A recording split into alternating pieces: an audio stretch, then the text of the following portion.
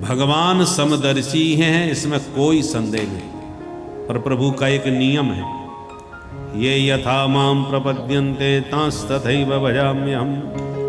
आप हमसे जो संबंध बनाओगे हम आपसे वही संबंध निभाएंगे। पुत्र बनाओ, मित्र बनाओ, शत्रु बनाओ, भगवान सब कुछ बनने को तैयार है। आप दैत्य भगवान को दुश्मन मानते हैं, देवता भगवान को अपना रक्षक मानते हैं। तो जो रक्षक मानते हैं उनकी रक्षा में खड़े हो जाते हैं, जो भक्षक मानते हैं उनका भक्षण भी कर देते हैं। जैसा चाहो वैसा मनाओ, भगवान वैसे ही बन जाएंगे। किंतु ये आरोप लगाना कि दैत्यो जाति के ही दुश्मन हैं, ये गलत है। जात पात पूछे नहीं कोई, हरि को भजे सो हरि को होई। भगवान नहीं देखते तुम किस जाति के बिरादरी के हो, वो तो ये देखते हैं कि तुम्हारा हमसे नाता क्या है, तुम हमको क्या मानते हो। भगवान सबके, हर जाति में भगवान के भक्त हो गए, ऐसी कोई जाति नहीं। अरे मुसलमान भक्त भगवान के हो गए हैं, अनेक हो गए हैं। रैदास जी महाराज वो तो चर्मकार थे, जूता बनाते थे, और महान संतों में उनकी गिनती हुई।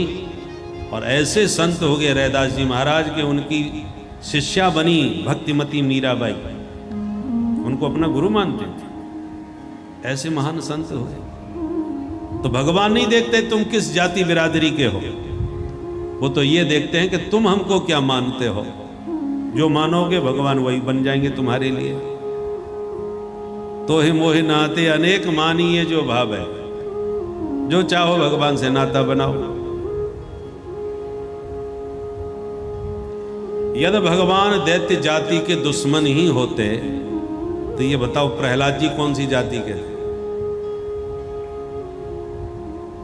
दैत्य पुत्र थे कि नहीं? हिरण्यकश्यपु के बेटा ही तो थे। पर हिरण्यकश्यपु दुश्मन मानता है और उसी का बेटा प्रहलाद भगवान को अपना स्वामी मानता है। तो प्रहलाद को गले लगाते हैं और उसी के पिता दैत्यराज हिरण्यकश्यपु का पेट फाड़ करके उसका भगवान संहार करते हैं। तो जाति विशेष से कोई भगवान का लेना देना नहीं, भाव के भूखे भगवान है। प्रहलाद श्री परीक्षित ने पूछा तो प्रहलाद पर कैसे कृपा करी, थोड़ा विस्तार से समझा दो महाराज। सुखदेव जी कहते अच्छा सुनो। जिस समय भगवान ने बराह अवतार लेके और हिरण्याक्ष का वध कर दिया, तब से उसका भाई हिरण्यकश्यपु भगवान का कट्टर दुश्मन बन गया। मैं बदला लूंगा भाई का। और बदले की भावना से इसने मंदराचल पर्वत पर जाकर इतना तप किया, उस तपस्या से पूरे शरीर में दीमक लग गई महाराज। ब्रह्मा जी इसके तेज से प्रभावित होकर के आए और बोले उत्तिष्ठ भद्रम ते तपस्सिद्धोषि काश्यप। कश्यप नंदन उठ के खड़े हो जाओ, जो मर्जी हो वरदान मांगो। तब इसने खड़े होकर ब्रह्मा जी को प्रणाम किया और कहा महाराज मुझे अजर अमर बना दो। ब्रह्मा जी बोले भाई अजर अमर तो हम ही नहीं बन पाए, तुम इसके बदले में कुछ और मांग लो। तब इसने कहा कि फिर मैं जितने चाहूंगा उतने वरदान मांगूंगा। हाँ बोले चाहे जितने मांग लो, बस अजर अमर होने का वरदान मत मांगो। ठीक है।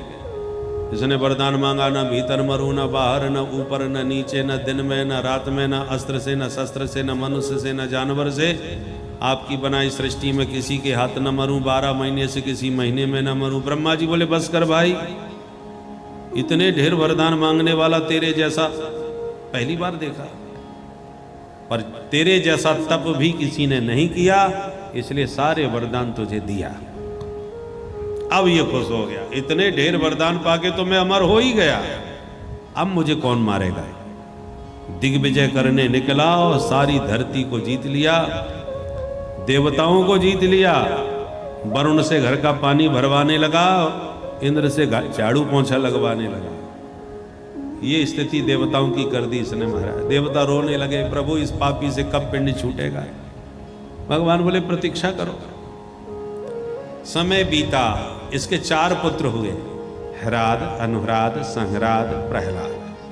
प्रहलाद जी सबसे छोटे, और प्रहलाद जी को बचपन से ही ग्रह लग गया।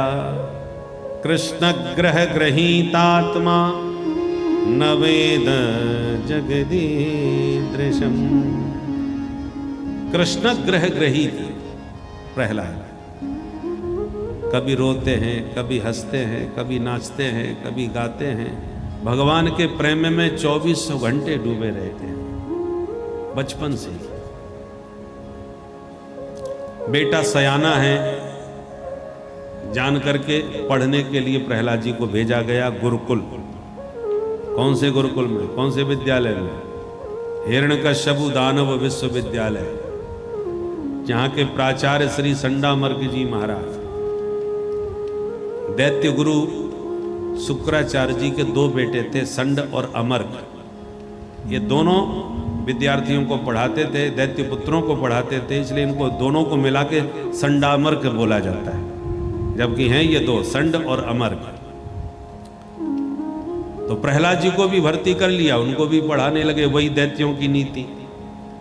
प्रहलाद जी को तो बिल्कुल पसंद ना आवे।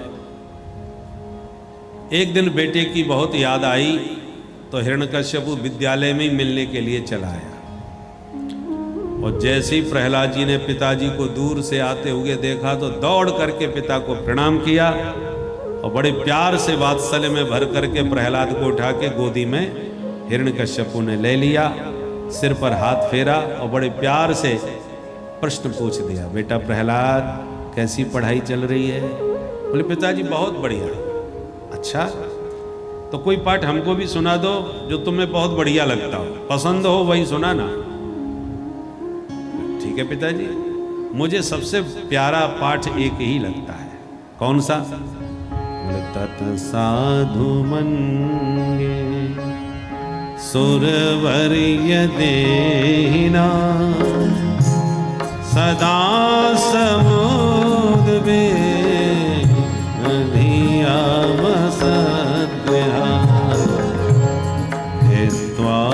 हित्वात्मपादं गृहमन्धकूपं वनं गतो हरिमाश्रयेत तत् साधु मन्ये तत् साधु। पिताजी एक ही पाठ मुझे सबसे प्रिय लगा, साधु मन्ने माने बहुत पसंद। क्या? बनम गतो यद हरिमाश्रयेत। ये घर गृहस्थी रूपी अंधकुआ से विवेक पूर्वक बाहर निकलना चाहिए और नितांत एकांत में शांत बैठ के हरि का सुमिरन करना चाहिए। यही जीवन का सर्वोत्तम पाठ है। क्योंकि जो घर गृहस्थी के अंधकुआ में गिर गया वो निकल नहीं पाता जिंदगी भर। पहली बात तो निकलने का मन ही नहीं होता। जब पत्नी पुत्र प्राप्त हो जाते हैं, विवाह हुआ, पत्नी में आसक्ति हो गई, बेटा हो गया, आसक्ति और कई गुना बढ़ गई। फिर बेटे को पढ़ाने लिखाने में पैरों पर खड़ा करने के लिए जुट गए और फिर घर परिवार जितना बढ़ता जाता है आसक्ति का दायरा भी उतना बढ़ता चला जाता है। किसी का मन निकलने का नहीं होता, कोई कितना भी कहे अब तो भजन कर लो बाबा। बोले हाँ कर लेंगे महाराज, बस पोते का मुंह और देख ले। पोता पैदा हो गया, अब तो बाबा बन जाओ। बोले भैया बाबा बाबा बोलने लगा सो ही बाबा बन जाएंगे। अब पोता भी बाबा बाबा बोलना चालू कर दिया, बाबा अब तो बाबा बन ही गए, अब असली बाबा बन जाओ। और जैसी बाबा बनने का विचार आया तब तक देवता आ गया, बेटी का बेटा। वो बोला नाना। पोता कहता है बाबा, तो देवता कहता है नाना। सो विचार बदल गया। नाना बाबा के चक्कर में फंस के रह गए। कहाँ किसी को वैराग्य होता है।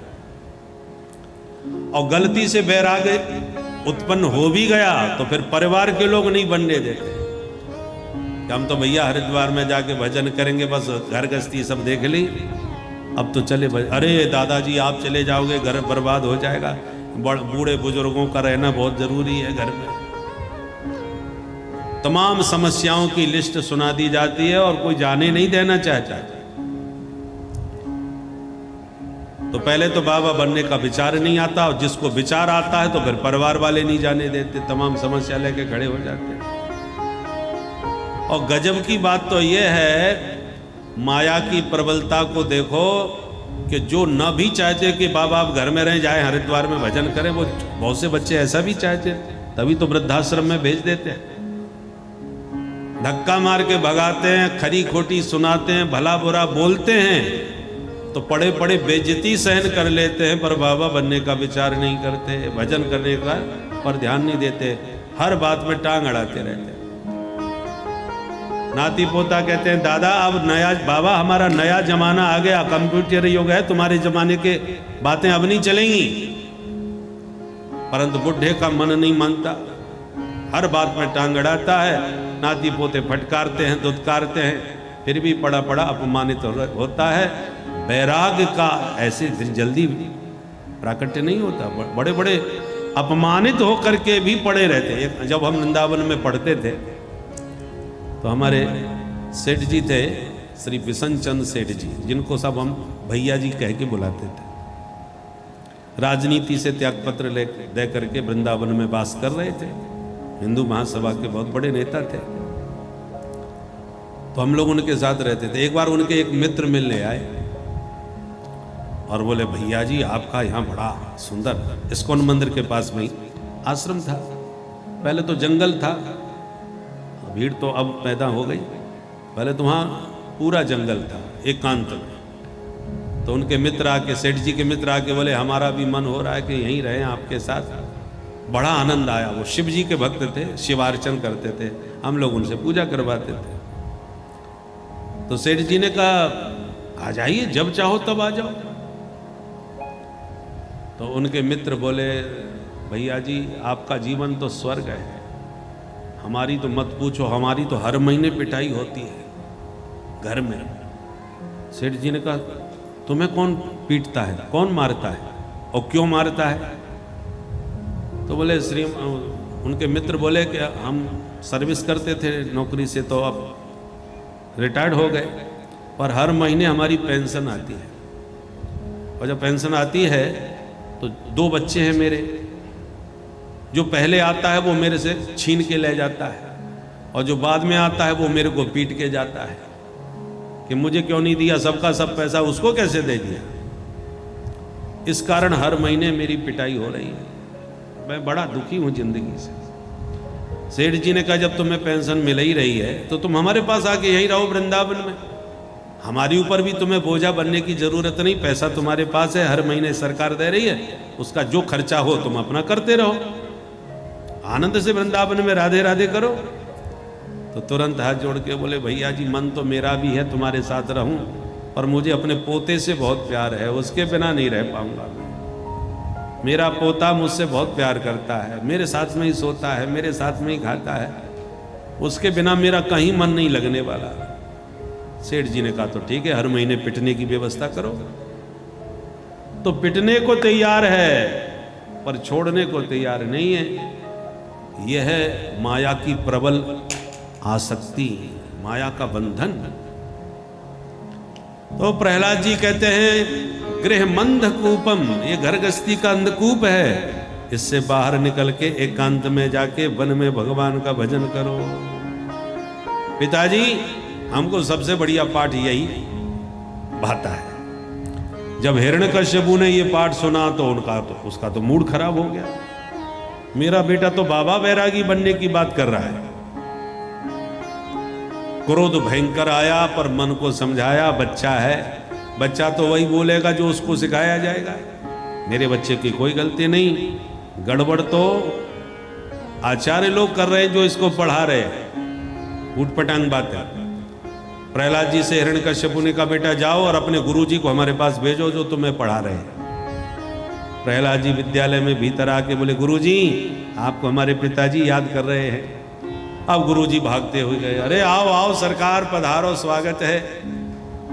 हिरण्यकश्यपु ने कहा पहले ये बताओ मेरे बेटे को तुम ही पढ़ाते हो? बोले हाँ हाँ सरकार हम ही पढ़ा रहे। तो बोले यही पढ़ाई चल रही है? मेरा बच्चा मेरी गोद में मुझसे कहता है कि वन में जाके हरि का भजन करो, यही विद्या का सार है। मेरे बच्चे को बाबा बैरागी बनाना चाहते हो क्या? अरे मेरा बेटा राजकुमार है, उसे राजनीति सिखानी चाहिए और तुम ये फालतू की बातें सिखा रहे हो। सारी शिक्षा का भगवाकरण कर रखा है तुम लोगों ने। बहुत डांटा फटका। अब गुरुजी तो घबरा गए, हाथ जोड़ के बोले सरकार हमसे चाहे जिसकी सौगंध खवा लो, हमारे विद्यालय में ऐसा एक भी कोर्स नहीं है जैसा आपका बेटा बोल रहा है। ये सब हम नहीं पढ़ाते। हमें तो लगता है विपक्ष की साजिश है। आपके विरोधियों ने आपके बेटे को मौका पाकर के ये उल्टा सीधा सिखाया भड़काया है। हमारे विद्यालय में तो वही पढ़ाया जाता है जो आप हमको आदेश देते हैं। आपने कहा था गामा ने गणेश पढ़ाना बंद करो, सांप्रदायिकता फैलती है।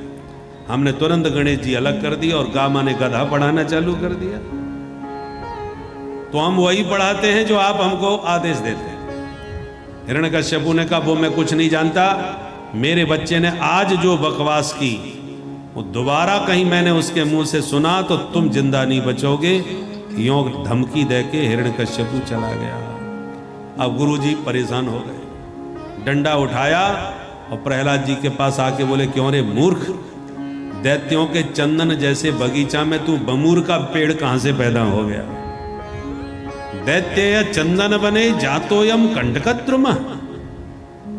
प्रहलाद जी को डांटा, खबरदार जो आज के बाद ऐसी बकवास करी तो। प्रहलाद जी ने ज्यादा बहस नहीं करी। समय बीता। एक बार जब विद्यालय में छुट्टियां हुई तो गुरुजी प्रहलाद जी को घर लेके आए। घर में आके जब दरबार में जाके पिता को प्रणाम किया तो पिता ने फिर प्रहलाद को गोद में उठा के वही प्रश्न पूछ दिया, अब बताओ बेटा प्रहलाद कैसी पढ़ाई चल रही है और अब तक तुमने सबसे बढ़िया पाठ क्या सीखा? प्रहलाद जी गुरुजी की तरफ देखने लगे। गुरुजी की तो धड़कन तेज हो गई, आज भगवान जाने क्या सुनाएगा ये। और प्रहलाद जी गुरुजी को इशारे में बोले गुरुजी पिताजी बढ़िया वाली बात पूछ रहे हैं तो मैं घटिया वाली नहीं सुनाऊंगा। जब बढ़िया पूछ रहे हैं तो बढ़िया ही बताना चाहिए।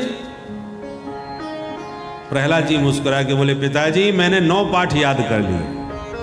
अरे वाह बेटा, 9 पाठ कौन कौन से याद किए? तो प्रहलाद जी ने सुना दी नवदा भक्ति, श्रवणम कीर्तनम विष्णु स्मरणम पाद सेवनम अर्चनम वंदनम दास्यम सख्यमात्म निवेदनम। जो नवदा भक्ति का व्याख्यान विस्तार पूर्वक दिया, सुन सुन के हिरण्यकश्यपु पागल हो गया। क्रोध में उठा के प्रहलाद जी को गोद से दूर फेंक दिया और निकाल के तलवार गुरुजी की गर्दन पर सबसे पहले धर दिया। अरे अधम ब्राह्मणों, अब तुम मेरे हाथ से जिंदा नहीं बचोगे। तुमने मेरे बेटे को पूरा बर्बाद कर दिया। कल इसने सिर्फ 1 पाठ सुनाया था और आज इसने 9 पाठ सुना दिए। इससे सिद्ध हो गया कि मेरे बेटे को बिगाड़ने वाले तुम ही लोग हो। अब गुरुजी थर-थर कांपे, महाराज हमसे गंगा जल उठवा लो, जिसकी चाहे सौगंध हमसे खवा लो। हम दावे के साथ कह सकते हैं न मत प्रणीतम न पर प्रणीतम। महाराज न हमने पढ़ाया न किसी और ने पढ़ाया। हम दावे से कहते हैं कि तुम्हारा बेटा ही पढ़ा पढ़ाया पैदा हुआ है। नैसर्गिकीयं मतिरस्य राजन् नियच्छ मन्युं कददास्ममान। अब हिरण्यकश्यपु चिंता में पड़ गया कि गुरुपुत्र मेरे से झूठ नहीं बोल सकते। प्रहलाद से कहा प्रहलाद तू मुझे आज सत्य सत्य बता, तेरी बुद्धि कौन बिगाड़ रहा है? झूठ मत बोलना। प्रहलाद जी ने मुस्कुरा के जवाब दिया, सो जानहि जहि देहु जनाई, सो जानहि जहि देहु जनाई। जानत तुमहि तुम ही होई जाई। जानत तुम ही होई जाई। मूकं करोति वाचालं कम्मलं लयते गिरिं यत्कृपातमहं वन्दे परमानंद माधवं। सो जाने देहु जनाए। जहि देहु जनाए। जय देहु जनाए। पिताजी, भगवान की कृपा जिसके ऊपर होती है वो बिना पढ़े ही सब कुछ पढ़ जाता है। गूंगे को भी वो बाचाल बना देते हैं। प्रभु की कृपा से मैं उस सत्य को पहचानता हूं जिसको शास्त्र विविध रूपों से बतलाते हैं। हिरण्यकश्यपु ने कहा, मैंने समझ लिया, मेरा बेटा पूरी तरह बर्बाद हो चुका है, अब ये सुधर नहीं सकता। और ये भी मैं समझ गया, इसमें जो भगवत भक्ति का भयंकर रोग लगा है, ये बीमारी संक्रामक है, छूत की बीमारी, कोरोना की तरह फैलने वाली बीमारी है। एक भजनानंदी सिद्ध संत कहीं प्रकट हो जाए तो उसके संपर्क में जो भी आते हैं वो भी भजनानंदी अपने आप बन जाते हैं। हमारे प्रभुपाद जी महाराज ने विदेशों में जाके हरि बोल करना चालू किया तो न जाने कितने विदेशियों को सिखा सूत्रधारी हरि बोल करना सिखा दिया। बीमारी फैल गई। और जब बीमारी ठीक होने की आशा न हो तो फिर बीमार को ही ठिकाने लगा देना चाहिए, नहीं तो और बीमारी फैलेगी। तो मैं जान गया प्रहलाद सुधरने वाला है नहीं, इसलिए इसको ही ठिकाने लगा देना चाहिए। अपना अंग भी कटवाना पड़ता है यदि घातक रोग से ग्रसित हो जाए। बस आदेश दिया मृत्यु दंड का प्रहलाद को, तो असुर आए, प्रहलाद जी को पकड़ के ले गए मारने के लिए, पर हजारों प्रकार से मारने का प्रयास किया, प्रहलाद जी का कुछ नहीं बिगड़ा।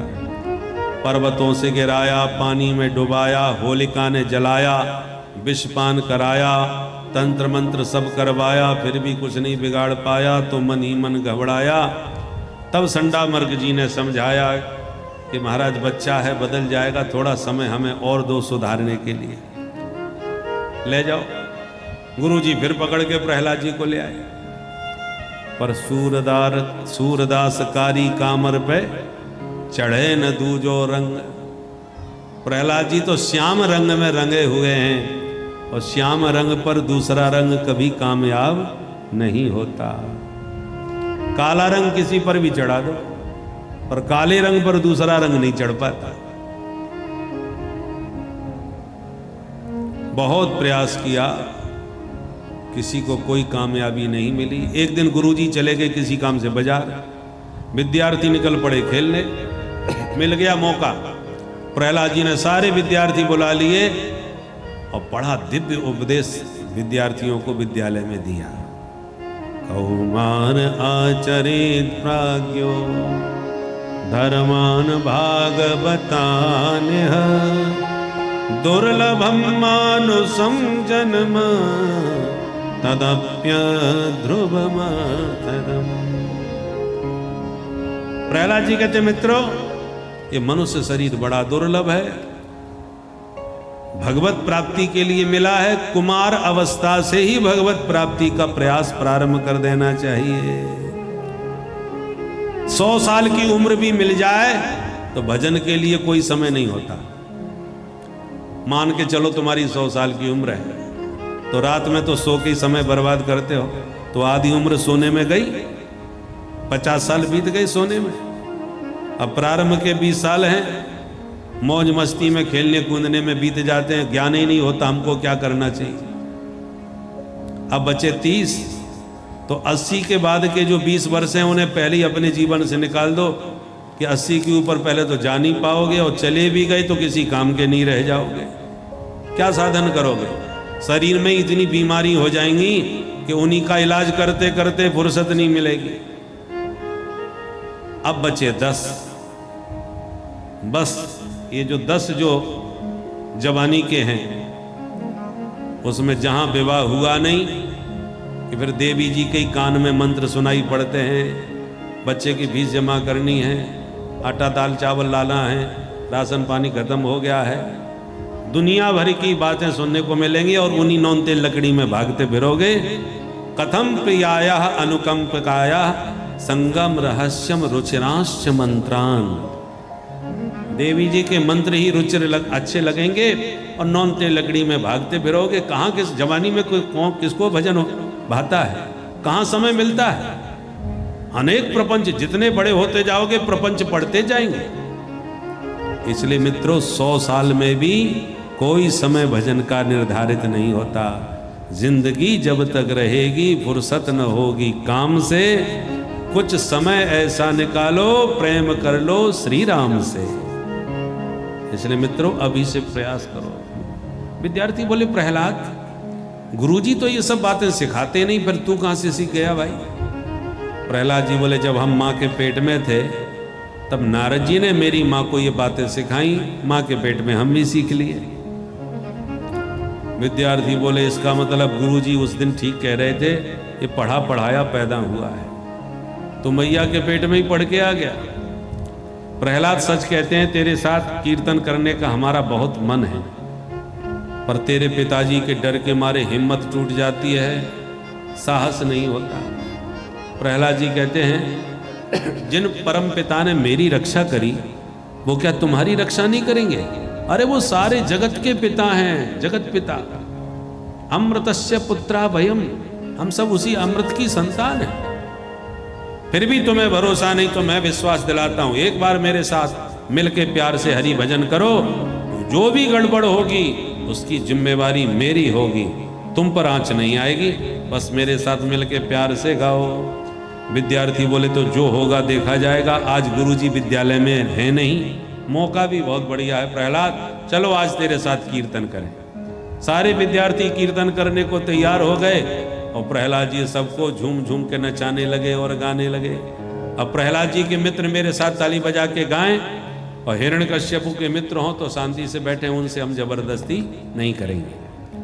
विद्यार्थी प्रहलाद के मित्र तो सब गा उठे, गोविंद मेरो है गोपाल मेरो है, गोविंद मेरो है ताली बजाते हुए, गोपाल मेरो है, गोविंद मेरो है गोपाल मेरो है, गोविंद मेरो है गोपाल मेरो है, श्री बांके बिहारी नंदलाल मेरो है, श्री बांके बिहारी नंदलाल मेरो है।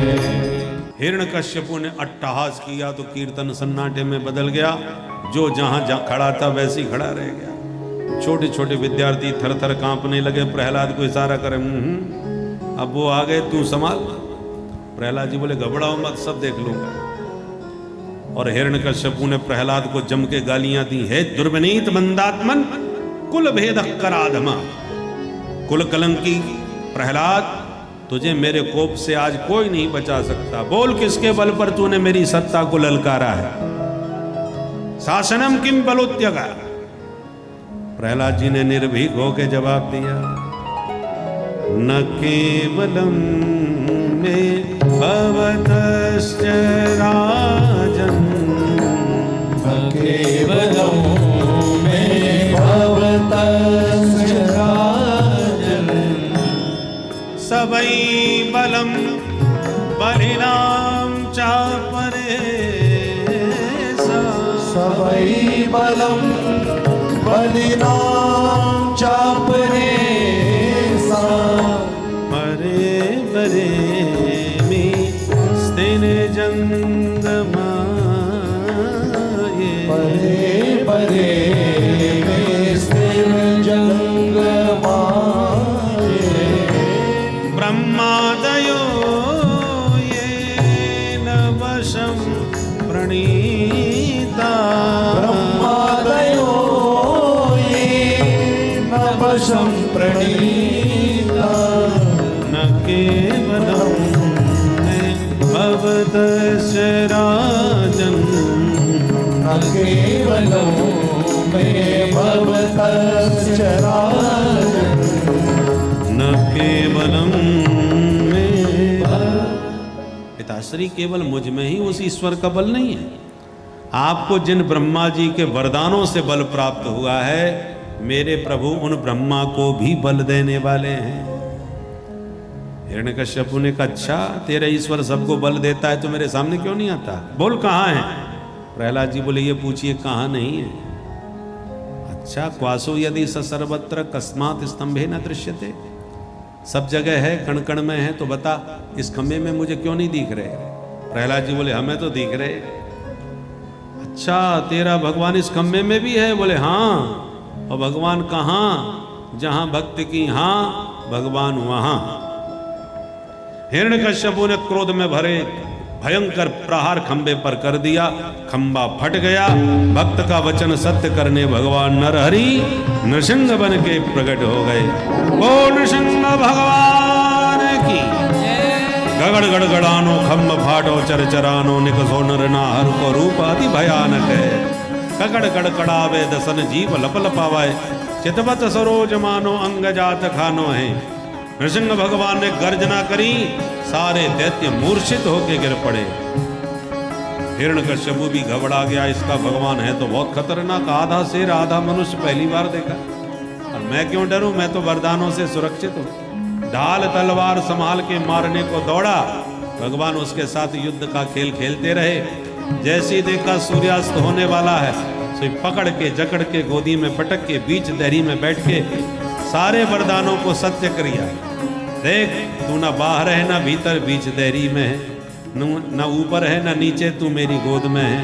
मैं ना मनुष्य हूं ना जानवर, नर और सिंह दोनों ही हूं। हैं? तूने मांगा था ना दिन में मरूं ना रात में, तो दिन रहा नहीं, रात हुई नहीं, संध्या का समय हो रहा है। ब्रह्मा की सृष्टि में मैं नहीं, मैं ब्रह्मा को बनाने वाला हूं, ब्रह्मा ने मुझे नहीं बनाया। और तूने कहा 12 महीने में न मरूं, तो इस समय ये अधिक मास पुरुषोत्तम मास चल रहा है, ये 13वां महीना तेरे लिए स्पेशल बनवा रखा है। सारे वरदान सत्य करके अपने नाखूनों से भगवान ने हिरण्यकश्यपु का पेट फाड़ दिया, हाथों को चीर के बाहर निकाल लिया। बोल नृसिंह भगवान की जय। अब तो भगवान इतने भयानक लगने लगे कि देवताओं की भी हिम्मत नहीं पड़ी सामने जाने की। दूर से ही एक एक श्लोक में दंडवत प्रणाम करके भागने लगे। सबने लक्ष्मी जी से कहा, माता जी, स्वामी जी आपके बड़े क्रोध में भरे हैं, जल्दी से जाके उन्हें शांत करो। लक्ष्मी जी बोली, मेरे स्वामी जी तो हमेशा ही शांताकारम भुजग शयनम है। बोले, माता जी कहीं से भी शांताकारम नहीं दिख रहे, आप ही चल के देख लो। तो सोने की थाली में आरती सजा के छमछम करती प्रियतम को मनाने पधारी लक्ष्मी, और चरणों में प्रणाम करके जब आरती घुमाई, भगवान के मुंह पर जब आरती फेरी तो भगवान ने मुंह फाड़ के इतनी जोर की दहाड़ मारी कि थाली फेंक के दैया मैया करके भागती लक्ष्मी जी दिखाई पड़ी। मेरे स्वामी जी इतने खतरनाक मैंने पहली बार देखे भाई। अब सब सिर पकड़ के बोले, अब कहाँ जाएं। तब सबने मिलके प्रहलाद जी से कहा, पुत्र तेरी प्रार्थना पर प्रभु ने यह विचित्र रूप बनाया है, तू ही इनको शांत कर सकता है। तब प्रहलाद जी आए और सीधे भगवान के चरणों में साष्टांग लेट गए। जो चरणों में पड़े प्रहलाद पर प्रभु की दृष्टि पड़ी, प्रभु का सारा क्रोध कपूर की तरह उड़ गया। तुरंत प्रभु ने उठा के प्रहलाद जी को गोदी में ले लिया। स्वपाद मूले पतितं तमर्भकम् विलोक्य देव कृपया परिप्लुतः उत्थापित श्रीष्ण दधात् कराम्बुजम् काला हि पित्रस्तदिया पिता भयम्। भगवान अपना वरद हस्त प्रहलाद जी के सिर पर सहलाते हुए बोले, पुत्र इतिहास में पहली बार ऐसा हुआ है कि मेरा नाम लेने वाले किसी भक्त को इतना कष्ट उठाना पड़ा हो। मुझे आने में बहुत विलंब हो गया, इसके कारण तुम्हें ये सारी यातना सहन करनी पड़ी, इसलिए पुत्र मेरे अपराध को तुम क्षमा करना। भगवान भक्त से क्षमा मांग रहे हैं, ये आज संसार ने पहली बार देखा। भक्तों को भगवान से क्षमा मांगते तो देखते हैं, पर किसी भक्त से भगवान क्षमा मांग रहे हैं। क्षंतव्यमंग यदि में समय विलंब। भगवान बोले बेटा मांगो क्या चाहते। प्रहलाद जी तो गदगद हो गए, चरणों में लेट गए और गदगद कंठ से गोविंद की स्तुति गाने लगे। 42 श्लोकों में प्रहलाद जी की बहुत ही सुंदर भावपूर्ण स्तुति है।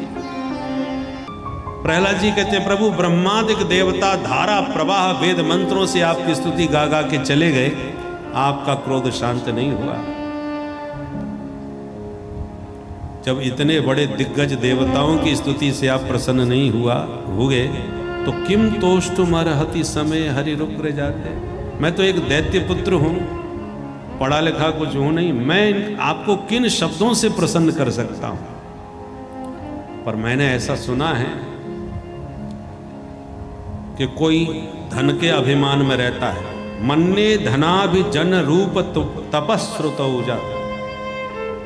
कोई वैदिक विद्वान है तो कोई तपस्या से परिपूर्ण है, कोई धन से परिपूर्ण है।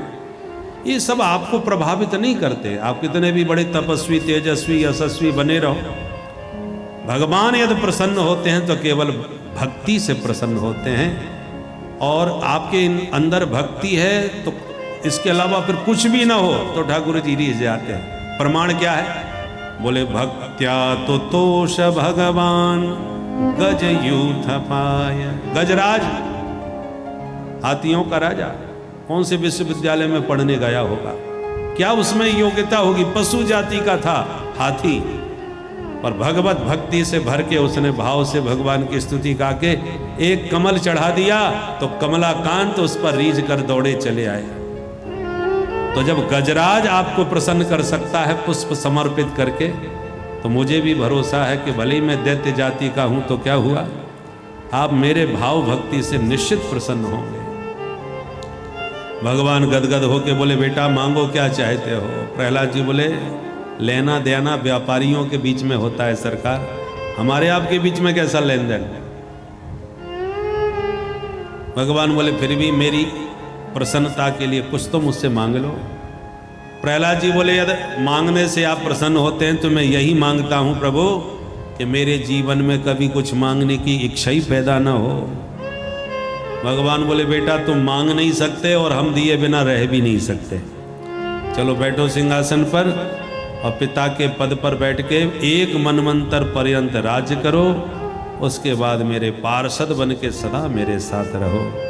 और इतना कह करके प्रहलाद जी को हाथ पकड़ के सिंहासन पर बैठा दिया और प्रभु ने अभिषेक कर दिया। पद पर बैठते ही पिताजी की याद आ गई तो प्रहलाद जी बोले सरकार एक वरदान दे ही दो। क्या? बोले इसी पद पर मेरे पिता ने बैठ के बहुत गालियां आपको दी हैं, कहीं मेरे पिता की अधोगति न हो जाए, मेरे पिता को सदगति प्राप्त हो, ऐसा वरदान चाहता हूं।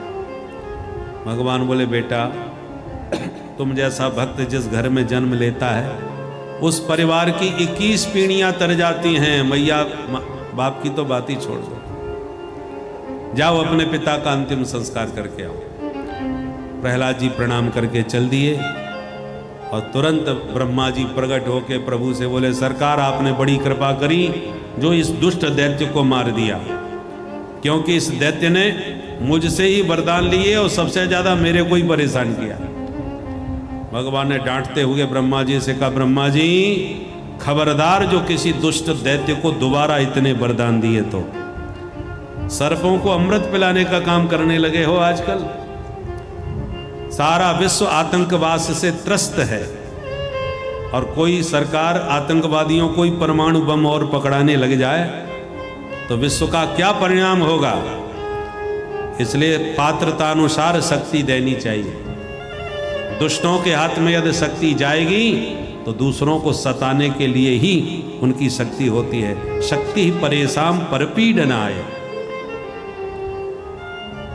और सज्जनों के हाथ में जब शक्ति होती है तो संरक्षणाय। सज्जन की शक्ति संरक्षण देती है और दुष्टों की शक्ति आतंक फैलाती है। सनातन धर्मी सनातनी हिंदू स्वभाव से ही सहिष्णु होते हैं, अहिंसक होते हैं। हिंसा उनके स्वभाव में नहीं होती। चींटा भी मर जाए तो हम लोगों को कष्ट हो जाता है, वेदना हो जाती है। इतने हम सहिष्णु और संवेदनशील होते हैं। इसलिए सनातनी कहीं भी हों, उनके संरक्षण में सब सुरक्षित रह सकते हैं। कोई भी विधर्मी हो, कैसा भी हो, जहां हिंदुओं का, सनातनियों का वर्चस्व होगा, वहां किसी को भयभीत होने की आवश्यकता नहीं रहती। सब उनके बीच में सुरक्षित, संरक्षित रहते हैं। परंतु जिनकी प्रकृति स्वभाव में ही हिंसा है, उनके पास में शक्ति हाथ लग जाए, उनके हाथ, जो हिंसक प्रवृत्ति के लोग हैं वो शक्तिशाली हो जाएं और उनका बहुमत हो जाए, उनके बीच में कोई हिंदू सुरक्षित रह पाए, ये बहुत संभव नहीं है, असंभव ही समझिए। इसके प्रमाण बाहर जाने के लिए नहीं, अपने देश में ही पर्याप्त है। जहां जहां हिंदुओं के अतिरिक्त कोई भी विधर्मी जब बहुसंख्यक हो जाते हैं, तो या तो पलायन करना पड़ता है, या प्राण गंवाने पड़ते हैं, या धर्मांतरण ही करना पड़ता है। इसके अलावा और कोई जीने का आधार नहीं रह जाता है। इसलिए शक्तिशाली यदि सज्जन पुरुष होंगे तो समाज में किसी को भी भयभीत होने की आवश्यकता नहीं। पर दुर्जनों को यदि शक्ति संपन्न कर दिया तो कोई सुरक्षित रहना किसी के लिए संभव नहीं हो पाएगा। इसलिए भगवान ने ब्रह्मा जी को फटकारा कि जो स्वभाव से ही दुष्ट थे, ऐसे हिंसक दैत्यों को तुमने इतने वरदान दे कैसे दिए बिना सोचे समझे। ब्रह्मा जी ने कान पकड़ लिया, वो खाई सो खाई, आंगे खाएं तो राम दुहाई। जिंदगी में ऐसी गलती फिर कभी नहीं करेंगे। सुखदेव जी कहते हैं, परीक्षित अब तुम ही बताओ, कौन कहेगा कि भगवान पक्षपाती हैं? दैत्य जाति के होते हुए भी प्रहलाद जी पर भगवान ने देखो कितना स्नेह बरसाया। इसलिए भगवान समदर्शी हैं। पर आप जिस भाव से भगवान को भजोगे, भगवान तुम्हें उसी भाव से स्वीकार करते हैं। बोल भक्त वत्सल भगवान की जय।